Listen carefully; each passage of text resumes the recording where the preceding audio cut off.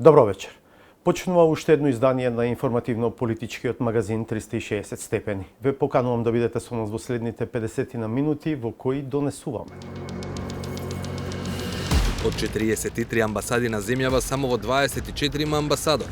Во другите 19 со амбасадата раководи дипломатот по низок ранг. Двајца амбасадори веќе се заменети во Париз и во Загреб, а очекуваме останатите 6 веќе координирани да заминат до крајот на оваа календарска година. Сметаме дека дезинформациите не само што имаат таа геополитичка компонента која што влие на целиот правец на државата, тие влијаат и директно на животот на граѓаните. Како државата се бори со овој феномен? Зошто службените коли на министрите немаат црвено-жолти таблички? Поради безбедносни причини кои што ни се укажувани од страна на Агенцијата за национална безбедност и Министерството за внатрешни работи и ќе видиме дали во правилникот ќе бидат тие обележани или не во иднина. 10 невладини во 26 општини бележат предизборни злоупотреби на административни ресурси. Особено во оние општини каде што тековните градоначалници повторно се кандидираат, постои поголем ризик дека тие нема да можат секогаш да успеат да ја раздвојат општинската работа која што ја работат, односно нивниот тековен мандат и оние промотивни активности. Почнуваме веднаш со најавените содржини. Летото побаравме, а МНР ни достави детален список за тоа каде во дипломатско-конзуларните представништва на земјава во странство има шеф амбасадор или генерален конзул, а каде шефува дипломат со пониско звање.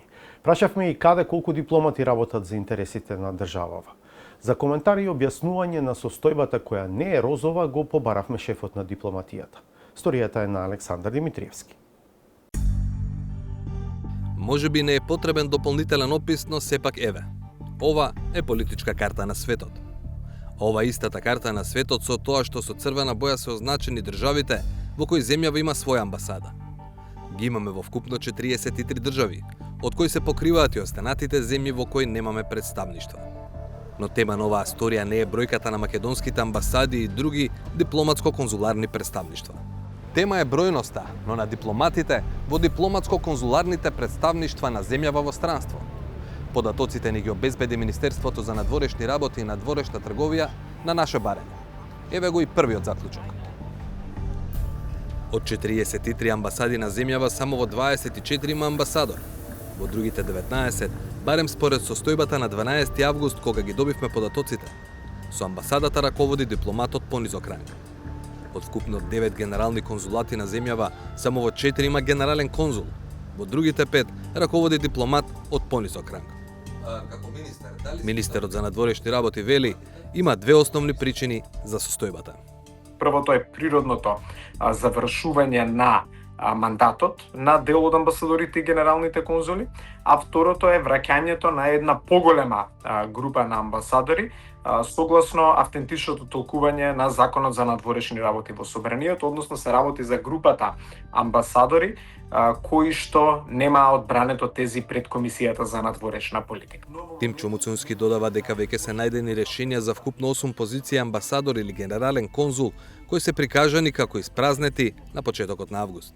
Двајца амбасадори веќе се заменети во Париз и во Загреб, а очекуваме останатите 6 веќе координирани позиции кои што се води процедура во согласно со законите и меѓународните принципи, тие 6 да заминат до крајот на оваа календарска година. Истовремено во теке консултација и за останатите места. Тоа што сакам да го нагласам е дека покрај наведените 8, веќе со председателката си имаме усогласено за дополнителни 4 шефови на дипломатски конзуларни представништва, но во моментот не можеме да ја отпочнеме постапката за нивно именување, бидејќи се во тек изборни действија. Податоците покажуваат и ситни бројки за останатиот дипломатски персонал. На 12 август, кога ги добивме податоците од МНР, амбасади со најголем број дипломати, заедно со амбасадор, биле Берлин со 7, Рим со 4 и неколку амбасади со по тројца дипломати. Абу Даби, Анкара, Берн, Лондон, Париз, Приштина, Софија, Токио, Хаг и Вашингтон. Па, го прашавме министерот кој токму деновиве е службено во САД, зошто клучниот стратешки партнер на земјава, добива ист третман како, например, Обединетите арапски емирати. Без да ја намали важноста на мисијата во Абу Даби, Муцунски кажа дека се работи на зголемување на присуството во Вашингтон. Јас кога станав министер за надворешни работи, нашиот амбасадор во Вашингтон, амбасадорот Попов, имаше само уште еден дипломат со него. Значи составот беше, ние тоа што го нарекуваме во Министерство за надворешни работи, 1+1. Амбасадор со уште еден дипломат. Во текот на последните 15 месеци во Вашингтон пативме 20 дополнителни дипломати, што значи значително е зголемено присуството тука во оваа амбасада, а целта ни е во следните 6 месеци да упатиме уште еден дипломат во амбасадата во Вашингтон и уште еден дополнителен така наречен административно-технички персонал од Министерството за надворешни работи. Што значи, кога е во прашање Вашингтон, апсолутно се согласувам, тоа е наш стратешки центар и јас како министер за надворешни работи, на пример, бев страшно загрижен од фактот што кога станав министер, во нашата мисија во ОПС имаше повеќе од 10 дипломати во Виена, а во правосте во Вашингтон имаше само 20 дипломати. Сега се веќе 4 со план на дополнително зголемување. Во САД се наоѓа седиштето на Обединетите нации, само една од меѓународните организации во кои земјава, исто така, нема амбасадор. Малку подетално, постојаната мисија при ООН во Њујорк е без амбасадор и со 20 дипломати. Мисијата при ООН во Женева исто така е без амбасадор и со 20 дипломати. Амбасадор нема и во НАТО и во мисијата при меѓународните организации во Виена. Ниту амбасадор, ниту дипломат е состојбата во мисијата при ЮНЕСКО во Париз и ФАО во Рим. Само мисиите при ЕУ и при Советот на Европа во Страсбур имаат и амбасадор и друг дипломатски персонал. Долги години нашата држава немаше амбасадор во Париз, како и вие тоа што го знаете, и затоа наш приоритет беше првиот амбасадор кој што ќе го упатиме да биде токму во Париз. Амбасадорот Николов пред околу 10 дена ги предаде своите акредитивни писма кај францускиот претседател Макрон и полека природно тој ќе ги превземе и обврските во делот на УНЕСКО за прашањата поврзани со Обединетите нации и постојаните представници и во Обединетите нации и во НАТО се уште течат консултациите со претседателката на државата. Или, со други зборови, мисиите во УНЕСКО, ООН и НАТО нема да добијат амбасадор наскоро. Но на генерално ниво на сите дипломатско-конзуларни представништва, министерот ветува. Јас сум сигурен дека во првата половина на 2026 година би требало да стигнеме можеби над 80% пополнетост, но не би можел секако во апсолутна сигурност, да ви го кажам тоа, основната причина е дека тоа не секогаш зависи од нас. И ние да се усогласиме, постапката, например, за именување на амбасадор предпоставува добивање на агреман од земјата на акредитација, што значи зависи и од нас, но зависи од земјата каде што треба да биде акредитиран тој амбасадор. Последното прашање кое му го поставивме на Муцунски беше дали тие дипломати што ги имаме можат да преживеат во земјите каде се упатени со платите што им ги дава државата. Со промените, односно со измените и дополнувањата на Законот за надворешни работи, кои што ги донесовме пред неколку месеци, кои што јас велам се навистини историски во делот на професионализација на дипломатската служба, обезбедивме услови и за зголемување на платите на вработените во нашите дипломатски конзуларни представништва. Сметам дека и тоа зголемување што ќе го направиме се уште не е доволно за тоа што тие го заслужуваат и за условите во градовите во кои што тие живеат, но имаме план и во следните години за постепено зголемување, за да имаме некоја нормализација на платите кои што тие би требало да ги имаат. Според Муцунски, земјава нема проблем со недостаток на кадри кои покажуваат интерес да бидат дипломати во странство поради ниските плати. Нема проблем, вели тој, и во комуникацијата со претседателката на државата. Ако сето тоа е точно, како и тврдењето дека веќе е договорено пополнувањето и на други мисии, се е само прашање на време. За неколку месеци ќе провериме повторно како стојат работите. Продолжуваме. Потребни се дополнителни напори за намалување на можностите за странски вмешување и манипулации со информации, вклучително и дезинформации. Ова е цитат од последниот извештај на Европската комисија за земјава, во кој се додава дека државава ја спроведува стратегијата за периодот 2021-2025 година, а од март лани има и совет со кој претседава премиерот. Каква е состојбата на вистина на терен од Галена Николовска-Ризвановиќ? На Facebook страница именувана како Јавен превоз во Скопје, минатиот месец беше споделено дека ЈСП нуди бесплатен превоз. За 120 денари, како што пишуваше во објавата со така наречена транспортна картичка, жителите на Скопје би можеле да се возат со сите автобуси низ градот. Во објавата беше споделен и линк за повеќе информации, но наместо детали, од линкот станува јасно дека се работи за измама. Лажната вест за бесплатен превоз е само една во мноштвото дезинформации кои се споделуваат на социјалните мрежи, а ги нотираат новинарите што прават проверка на факти. Главниот уредник на Вистиномер Владимир Петрески вели дека некои се повторуваат, како во случајот со ЈСП, или се совпаѓаат со слични измами. Гледате, ова е веќе рецензирано и обележано е како лажна информација. Ова е тоа арно, ама ако ќе отидете подлабоко кога ќе навлезете, еве вика примерна земја, регион, локација на луѓето кои што управуваат со оваа страница, таа е од Виетнам. Значи, ова е меѓународна измама, глобална измама е, и ова ние на европско ниво ова го имаме анализирано и ова се преку 100 градови, може бе и 500 градови во цела Европа. Петрески и неговите колеги ловат дезинформации поврзани со вакцини, криптовалути, реклами за лажни лекови во кои се злоупотребуваат јавни личности, теории на заговор, но и објави со политички контекст. Особено актуелни се наративите поврзани со војната во Украина. Според Петрески, тоа се нарекува хибридна војна, а ја води Кремљ. Меѓународните организации како НАТО се напаѓаат директно, се нарекуваат агресори, потоа Европската Унија се нарекува нацистичка, фашистичка, дури некои функционери од Европа директно се нарекуваат така, се проблематизираат нивните предци како да биле нацисти, што не е точно, се разбира. И тоа е повторно наратив на Кремљ.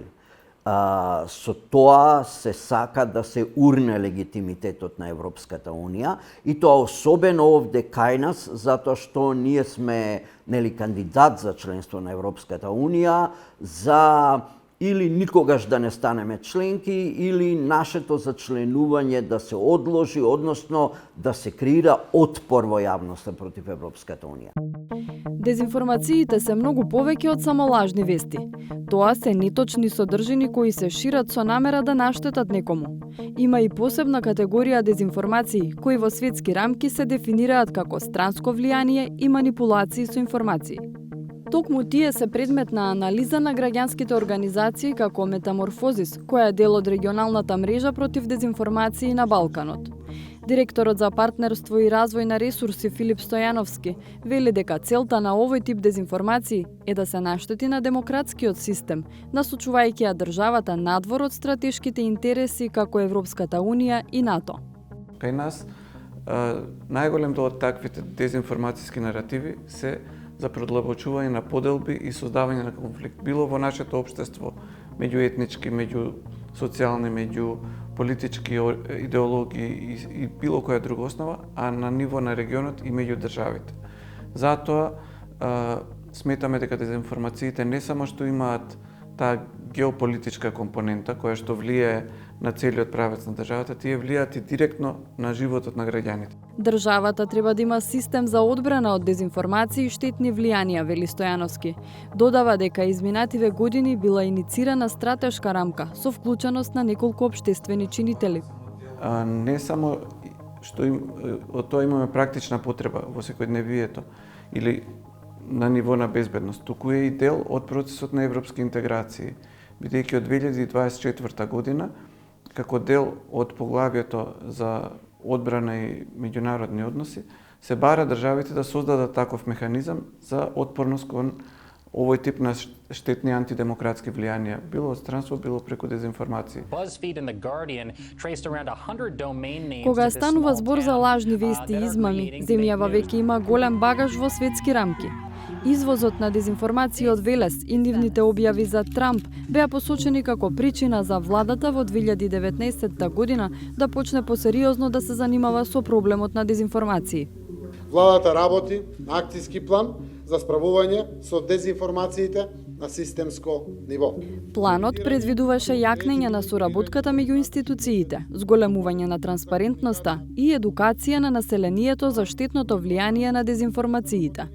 Со оглед на тоа што следуваше ковид период, а потоа и процес на зачленување во НАТО, дополнително се вклучил алармот кај институциите и владата дека потребно е јакнење на механизмот за отпорност од дезинформации.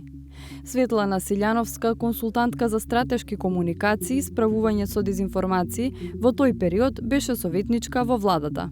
Со нашето зачленување во НАТО, односно со периодот на зачленувањето на НАТО, не само што јасно се исцртаа контурите на проблемот, јасно се исцртаа и линиите по кои што институциите мора да постапуваат. Во тоа време се воспостави никаква координација помеѓу, да речеме, 15 институции на ниво на извршната власт. Тоа е, да речеме, Министерството за образование во делот на медиумска писменост, да речеме, безбедносните министерства како што се одбрана и МВР во делот кој што е засега безбедносната природа, здравство кој што ги засега здравствениот аспект, односно сите аспекти до кои што тој проблем никако може да допре во секојдневниот живот на граѓаните. Дека дел од дезинформациите може да имаат фатален исход, се потврдило токму во пандемијата, потенцира Силјановска. Имавме, да речеме, случаи каде што лекари ни пријавуваа дека пациентите доаѓаат премногу доцна да побараат лекарска помош, затоа што е проширена дезинформација дека лекарите здрави пациенти убиваат во име на ковид и за тоа земаат никакви пари. Тоа беше еден од, да речеме, најсериозните проблеми кои што директно влијае врз живот на граѓанин. И тоа беше поводот, да речеме, Министерството за здравство да воспостави една стратегија за управување со информации, која што подразбира дека Министерството ќе работи со здравствените работници, со кадарот, кој што ќе работат со граѓаните, за да може да се воспостави и тоа ниво на доверба, меѓутоа и тоа ниво на точно и правилно информирање. Рамката на делување е поставена, посочува Силјановска, и порачува дека искуството покажало дека вклученост на целото општество е единствениот правилен начин за борба со дезинформациите. Во тоа време размислувавме за совет кој што ќе биде по истиот принцип на Советот за соработка со граѓански организации, односно ќе биде тело кое што ќе се бави со проблемот, меѓутоа во себе ќе вклучи и граѓански организации, медиумски организации, и академска заедница, дури и бизнис заедницата, ако е тоа потребно, бидејќи различните сегменти на различен начин допираат до ова прашање. Во последниот извештај на Европската комисија за земјава за 2024 година е нотирано дека Македонија е членка на Европскиот центар за борба со хибридни закани и дека разменува информации со партнерските разузнавачки служби. Понатаму се вели во извештајот, земјата ја спроведува стратегијата 2021-2025 година, а од март 2024 има и совет со кој председава премиерот. Владата, забележува Брисел, има направено рамка, а невладиниот сектор и препораки за заедничко делување против малигни влијанија со дезинформации. Но потребни се дополнителни напори за намалување на можностите за странски вмешување и манипулации со информациите, вклучително и дезинформации, и да се изгради општествена отпорност на нив и на другите форми на хибридни закани. Од владата не добивме одговор на прашањето дали Советот кој го одржал својот прв состанок за време на техничката влада на Талат Џафери и натаму функционира. Во однос на заклучоците на Брисел дека земјава има и рамки и препораки, од владата велат дека допрва се дефинира процесот за справување со дезинформациите. Она што успеавме како влада изминативе година и неколку месеци да го направиме е пред се да воспоставиме еден координиран комуникацијски систем помеѓу владата, институциите, министерствата, се со цел да го направиме првиот чекор, а тоа е да имаме унифицирано пренесување на пораката, затоа што сметаме дека така ќе ги намалиме оние лажни вести или дезинформации кои што би се јавувале. Дополнително сакам да потенцирам дека работиме на комплетно нов документ кој што се однесува на стратегија за транспарентност.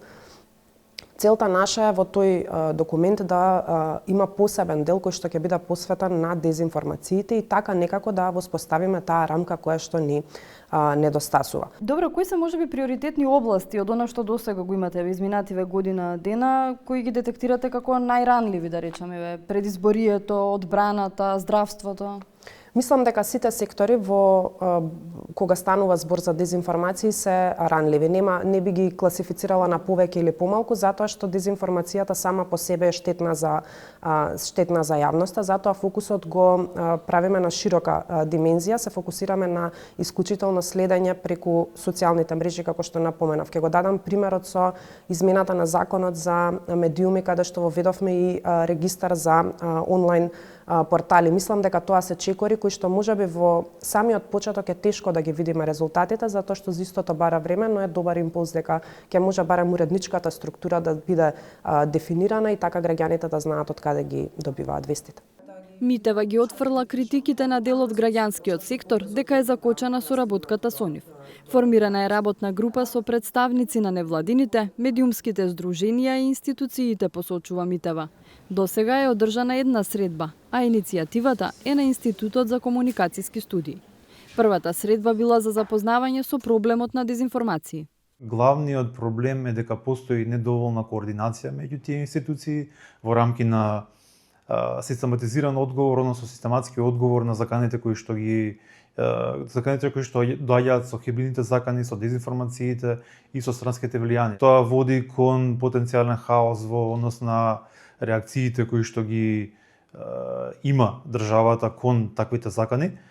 Еве, како пример би го дал и нападот кој што беше во 2023 година кон Фондот за здравствено осигурување, каде што се дозна подосна од извештајот на Државниот завод за ревизија дека не постоел некој висок степен на загриженост околу предупредувањата кои што им биле опатувани на IT секторот во фондот и игнорирањето на тие предупредувања доведе до сериозно загрозување на личните податоци на граѓаните. Од Институтот за комуникацијски студии посочуваат дека заклучоците од средбите сепак не се обврзувачки, туку советодавни. Понатаму останува на институциите дали ќе ги имплементираат препораките кои би произлегле од средбите. Но она што е јасно и во што се согласуваат нашите соговорници е дека државата мора да го подигне нивото на отпорност на дезинформациите, кои се побрзо се шират и се потешко се препознаваат. Јасно разделување на државата од партијата се смета за златен стандард во демократија, особено пред и за време на избори. Но во демократии што се уште не се целосно функционални, како нашава, честопати не е така. Затоа и се неопходни надворешни граѓански механизми за да следат и известуваат за евентуални злоупотреби. За една таква иницијатива во пресрет на локалните избори Владко Чаловски.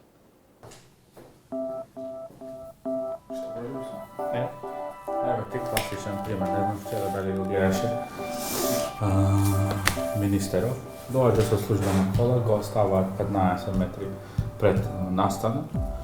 Не се обележени таблиците, ама се држана колата. Ова че не се случува за време на изборите. Ова се Алберт Мемети и Суат Скендери, програмски координатори од граѓанската организација Ромалитико. Тие се дел од стотина активисти од 10 граѓански организации кои веќе почнаа со наблюдување на предизборните активности во 26 општини во земјава. На мапата за наблюдување намерно се ставени различни профили на општини, урбани и рурални, со многу и малку население, со мнозинско население од различна етничка припадност. Задачата на наблюдувачите е да регистрираат дали партиите злоупотребуваат административни ресурси во привлекувањето гласачи. Народски кажано, дали се злоупотребуваат парите, возилата и зградите во државна сопственост. Генерално, кандидатите кои што се кандидираат и независните, а повеќе политичките партии, веќе го научија тој трик како да кампањираат пред кампања. Постојат трети страни, кои што се да кажам, луѓе или ентитети или организации кои што помагаат за некој кандидат или политичка партија и обично организираат активности пред официјално да започне кампањата. Има такви примери. Несомнено е ова ги учиме некои практики од соседите дека ние годината која што ни предстои избори, сите инфраструктурни проекти, сите покачувања на пензии или послично ги правиме на крајот од изборната година само со цел за да влијаеме на позитивен исход за време на изборите. Токму затоа набљудувачките активности на граѓанските организации се започнати пред официјалниот старт на кампањата на 29 септември. Мемети и Скендери имаат задача да ги покријат шуторизари, Штип и Кочани. Ние сега ги следиме изборите, ги следиме кандидатите, ги следиме изборите, нивните активности. Во главно пробуваме и да разговараме и со граѓаните, пробуваме да правиме и истражување на јавното мислење, да ја разбереме нивната логика, да ја разбереме логиката на кандидатите, да видиме што понудуваат во своите програми. Тоа е новитет кој што треба да го следиме, почнувајќи од користењето на, на јавни возила, од користењето на ресурси, општински згради и училишта, кои што на некој кандидат може да му дадат поповолна позиција за време на изборите и да придонесат гласачите токму да гласаат за нив, токму заради некои бенефиции и поволности што ги имаат во овој период. Тетово, Боговиње и Теарце се општини кои во наредните 2 до 3 месеци ќе бидат под лупа на граѓанската организација за Тетово. Направивме обиколка на најголемиот град во Полошкиот регион заедно со Рамадан Муртезани. Во 14 часот и 30 минути, кога еден градоначалник и еден министер би требало да ги извршуваат работните задачи, зашто се платени со јавни пари, камерата на 360 степени посведочи на предизборни активности. Актуелниот градоначалник Билал Касами, придружуван од министерот за економија и труд Бесар Дурбиши, делеше промотивни флаери низ градот. Работата на Муртезани не е да заклучи дали во примерот се работи за злоупотреба на административните ресурси. Неговата мисија како наблюдувач е се што забележува на терен да го документира, но не и да го квалификува. Të dhënat duhet të jenë të sakta dhe duhet të argumentohen në mënyrë që të mos ketë paragjykime.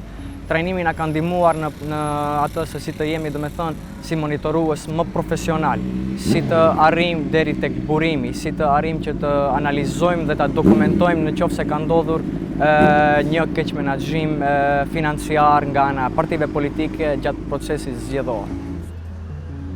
Но злоупотребата на административни ресурси не значи само искористување на државните пари од актуелни политичари. Ретко кој го користи јавниот простор што им припаѓа на граѓаните преку побарана и добиена дозвола од локалната самоуправа. Така, според методологијата, остана само како белешка во извештајот на Рамадан Муртезани настапот на подмладокот на Националната алијанса за интеграција, ребрендираниот Европски фронт предводен од ДУИ. Тие пред споменикот победа во Тетовскиот дом на културата одржаа пресконференција на која му забележаа на Касами што ветил, а не остварил во првиот мандат. Deri më tani ne kemi analizuar kodin zgjedhor dhe kodin e sjelljeve për monitorues. Është shumë e rëndësishme për ne shkaku se ajo na mundëson që të profesionalizohemi dhe nëpërmjet asaj ne duhet të jemi sa më neutral gjatë kampanjës zgjedhore, që të ruajmë pa anshmërinë tonë kundër partive politike.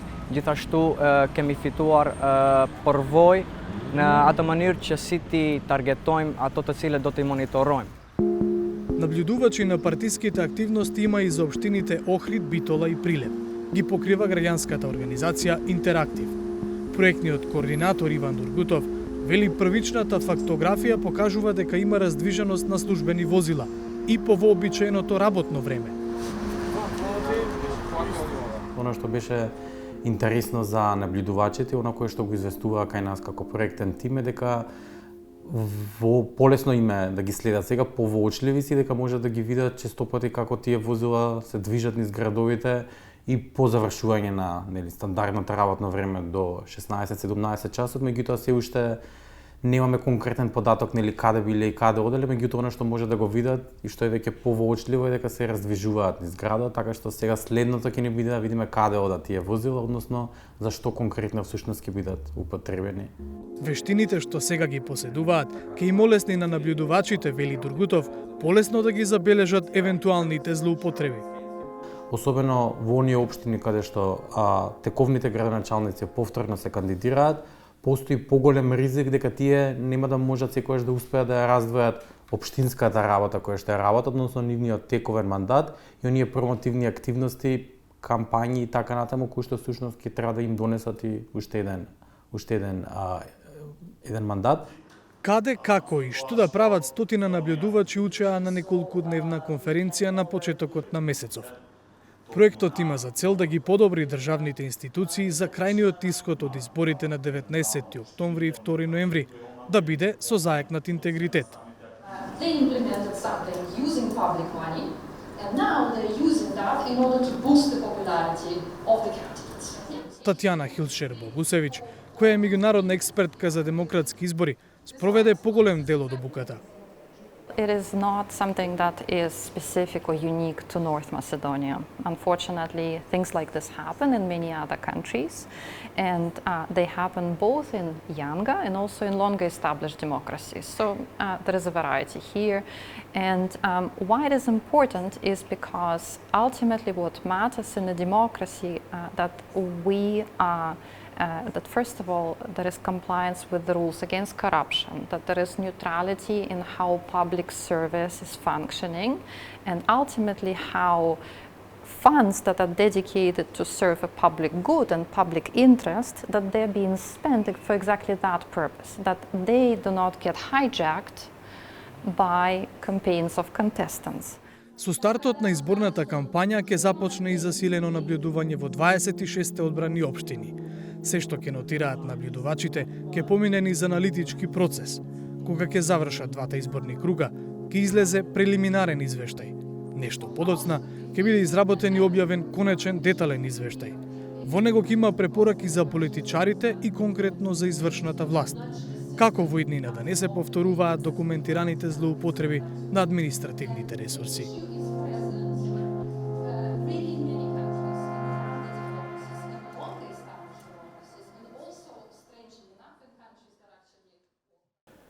Продолжуваме на истата тема и во рубриката Микрофонот е ваш, во која граѓаните ги прашуваме што мислат, дали партиите злоупотребуваат државни ресурси за избори, ако да, кои најмногу, како би влијаело на одлуката за гласање ако нивниот фаворит е фатен во такво дело. Да ги видиме одговорите.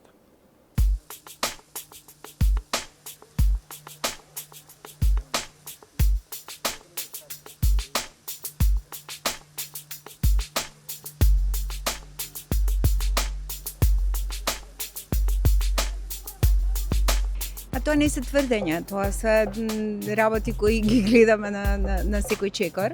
Точно. Точно. Точно. Па мислам дека да, точно. Точно. Точно е. Јас од моето лично искуство сметам дека тврдењето е точно. Мислам дека тврдењето е точно, меѓутоа тоа е болка стара 30 години. Ги гледаме. Само сега што малце ги збунија, им ставија регистрации, не ќе можат толку многу да се шират. Па зашто? Зашто гледаме? Например, партиите контролираат, например, јавни предпријатија вама таму и за своји цели ги злоупотребуваат тие можности. Па немаат време попладне за тие активности, а и скапо чини ако вадиш од джеп пари. Се возика таму вамо, значи на буџетот, на терен на буџетот и така. И многу други работи. Секоја гарнитура која ќе дојде, кажува дека ќе се справи. Меѓутоа, само се усовршуваат методите на злоупотреба на ресурсите на државата. Јас лично би сакала да видам повеќе иницијатива да не биде тоа така.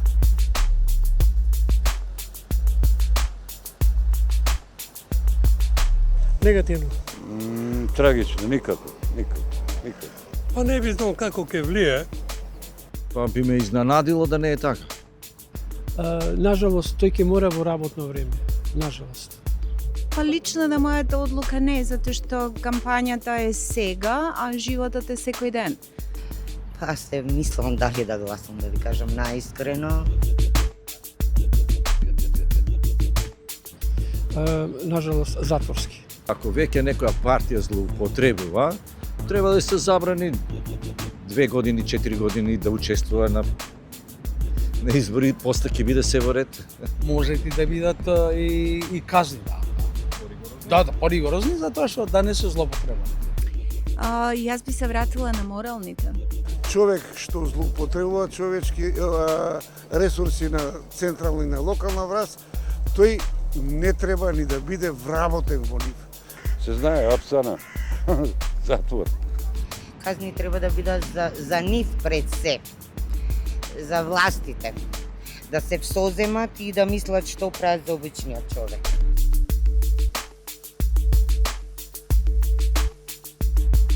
Не, тоа би дошло како ја да цинкарам нешто, ама веројатно би пријавил, зашто пак ја соделувам во тоа. Ако го познавам, да. Сега има некои нови правила, ако телефонот ти е у рука, поминуваш улица, ќе добиеш казна. Значи, кога они може, зашо ја да не го пријам некој, да биде он казнет. Да. Но ако немаш во државата механизми кои ќе го следат, кој граѓанин ќе иде да пријави дека возилото или одреден функционер дошол во неговата улица? Па да. Јас не, ама треба да има одредена структура која треба да ја врши таа работа. Па не би знаел нити каде да се јавам, нити само уште повеќе ќе ме иритира, бидејќи сум свесен дека тие таблички, ама ништо не значи.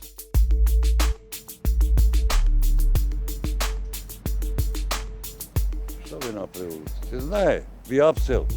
И Трамп и Путин да стојат сега позади мене, оваа држава нема да се оправи, додека самите не кажеме доста. Воопшто не е тоа вика кој ќе биде на власт, кој ќе го спроведува законот. Би постапувала честно и одговорно. Мислам дека секако дека со активно јавно обвинителство и со сериозни затворски казни. Со засилени контроли, со сериозни казни и следење може да се направи. Меѓутоа, тоа е процес кој не може преку ноќ да се исчисти.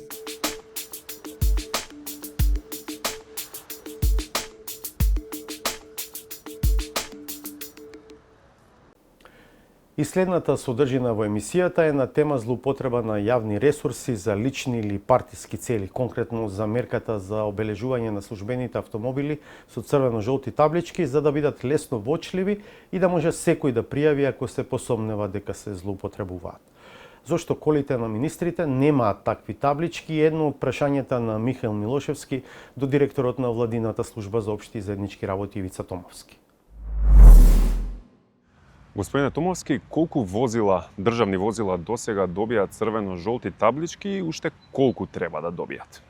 Практично заклучно со вчерашниот ден, крајот на вчерашниот ден, добиено имаат околу 1000 возила, горе-доле со бројката. Уште колку, не знам точно колку ќе добија. Ние најавивме на бројка од 7500 возила, но тука спаѓаат и возилата од амбулантните возила, противпожарните возила, полициските возила, така да во неколку изјави сум изјавил дека не очекувам повеќе од 2 до 2500 возила да и бидат потребни на државата. И во тие 7500 возила има практично и возила кои што се и во употреба.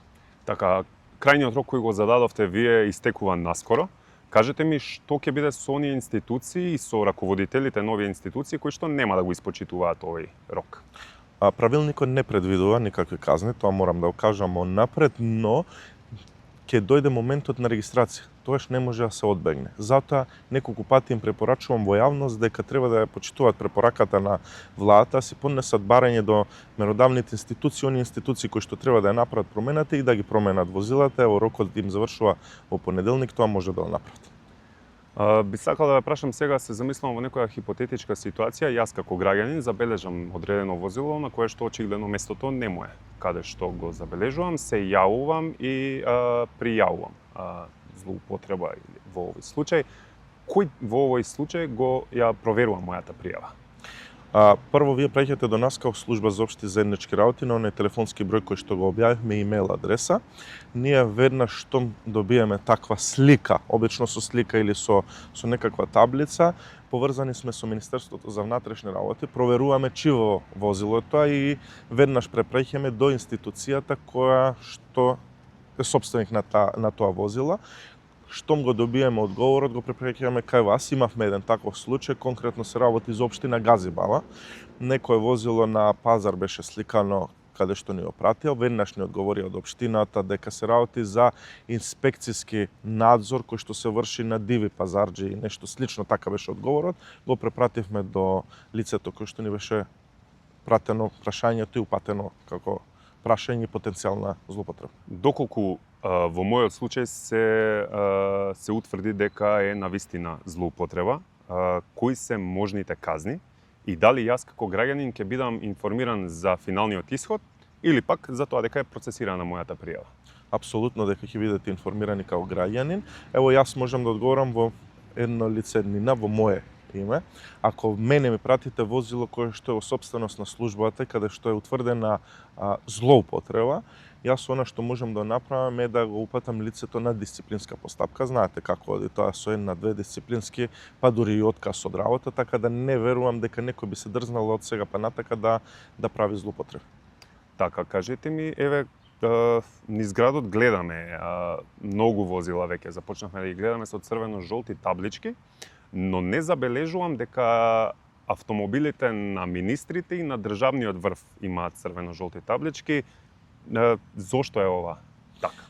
Во овој момент имаме создадено една работна група која што работи на некои мали измени на правилникот. Таа работна група е составена од Службата за општи заеднички работи и Министерството за внатрешни работи. Очекувам дека наскоро ќе излеземе со официјалниот правилник како треба да бидат и кои возила треба да бидат брендирани. Точно е така, владините возила, односно оние возила кои што ги возат министрите, не се обележани поради безбедносни причини кои што ни се укажувани од страна на Агенцијата за национална безбедност и Министерството за внатрешни работи, и ќе видиме дали во правилникот ќе бидат тие обележани или не во иднина, но сепак се работи за 45 возила кои што практично ги знаат сите во државата. Тука исто се размислува возилата кои што се на инспекциите како пазарен инспекторат, управата за јавни приходи, оние возила кои што се неопходни да бидат необележени, да бидат изземени, затоа што се случува кога се прави некаква контрола, па да бидат лесно забележани, па да бидат затварани локали и слично, да не можат да бидат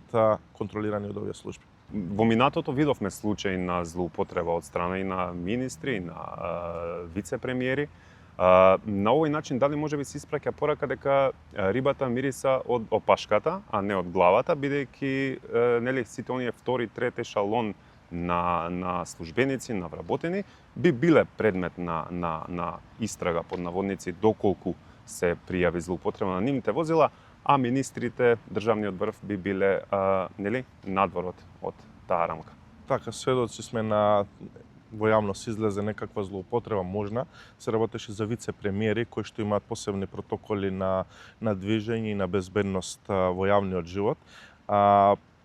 Возилата на министрите се препознатливи во јавност. Напоменав, се знаат кои се знаат нивните регистрации практично, препораките од институциите кои што се грижат за безбедноста укажуваат дека не би било безбедно тие да бидат обележани, но сепак оставаме време да видиме како ќе одлучи работната група од овие две институции. Ве убедувам дека ќе се стопира злоупотребата од пониските ешалони, затоа што министер као министер го возат на работа, го враќаат дома. Министерот не го вози возилото владино сам и не може тука да направи никаква злоупотреба. Сепак тоа е јавна личност каде што е реално препознатлива секаде во јавност и не може да направи сериозни такви исчекори, но оние луѓе кои што работат под министрите, кои што се администрација на државните институции, а кои што располагаат, односно кои што им се достапни ваквите возила, овој пат нема може да ги злоупотребуваат тие возила и да користат за летни одмори и било какви други злоупотреби. Дали ќе се воведат построги казни за сите оние кои злоупотребуваат службени возила? Оставаме да видиме како ќе одлучи работната група, која што спомнав неколку пати од Министерството за внатрешни работи и Службата за општи и заеднички работи, да видат врз основ на сегашната регулатива колку и како е тоа возможно да се направи, ако се изнајде некаков начин за да може да следат казни, да секако ќе се предвидат.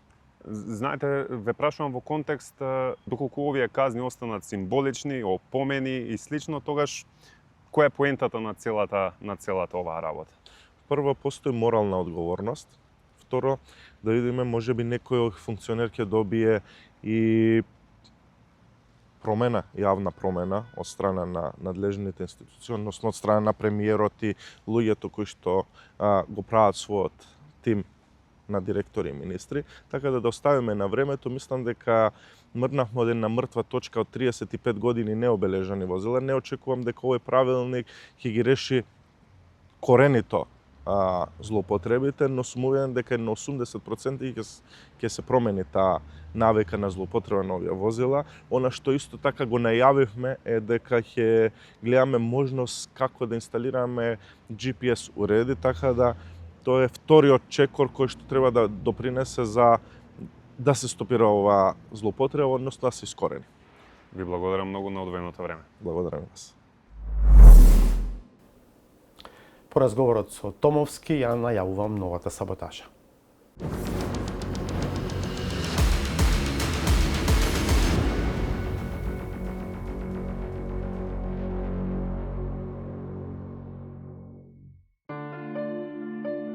Родителите и нивните деца конечно може да здивнат. Спокојни се и оние од иницијативата учебници и настава мора да има. Конечно е ставен крај на долгогодишниот проблем. Ке има учебници по сите предмети од 1 до 9 одделение и од 1 до 4 клас за сите ученици. Ке ми дозволите да кажам, ако дозволи и премиерот, јас на оваа тема оваа година би ставила крај. И таман кога таа стави точка, веројатно пак се случи некој напад врз системот, на дворешни или внатрешни центри на моќ. Па на таа точка и се додада уште две, за приказната пак да има свое ново продолжение. Или поточно, реприза на веќе виденото. За кои училишта станува збор и за кои градови дека нема децата целосни учебници? За жал, низ целата земја имаме такви примери, но, како што кажа, веќе се обидуваме да обезбедиме донација за поголем број на учебници, оние кои што се најважни. Проблемот честопати не е во недостигот на учебници, туку во начинот на кој се интерпретира нивната содржина. Особено кога некој се обидува да ги поедностави сложените термини кои се користат во јавниот дискурс. Што е хибриден напад, Ангелов? Па како хибридна кола, оди на бензин, оди на струја. Прилика тоа е, мислам. Да и биде појасно на гледачите. Кој знае што разбираат гледачите кога им јавните функционери, ние новинарите им го матиме умот и наместо да им разјасниме, ние дополнително ги збунуваме. Оти како да ја сватат суштината, ако по сопствено наоѓање, ние си ја менуваме кратенката. СВР Скопје против АГ поднесе кривична пријава за сторено кривично дело предизвикување општа опасност по член 288 од К3. Ама ништо поарни не се ни од владината служба за организација на настани и церемонии. Се е во ред со пресеанс листата, ама останува навистина нејасно зошто се прави таа разлика меѓу двајца челници со иста научна титула. Едниот само се персира, а другиот и се титулира. Почитуван председател на Република Македонија, госпоѓа Гордана Силјановска-Давкова. Почитуван председател на владата, професор доктор Христијан Мицкоски.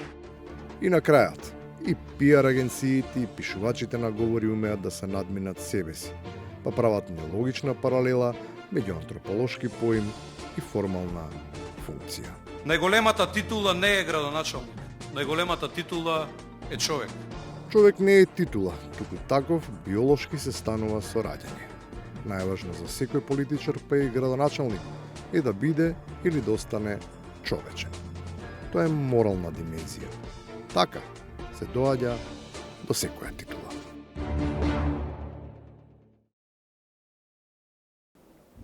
Стигнавме до крајот на ова издание. Ви благодарам што бевте со нас. Ке се видиме повторно в понеделник во 21:15 на МРТ1. Пријатно.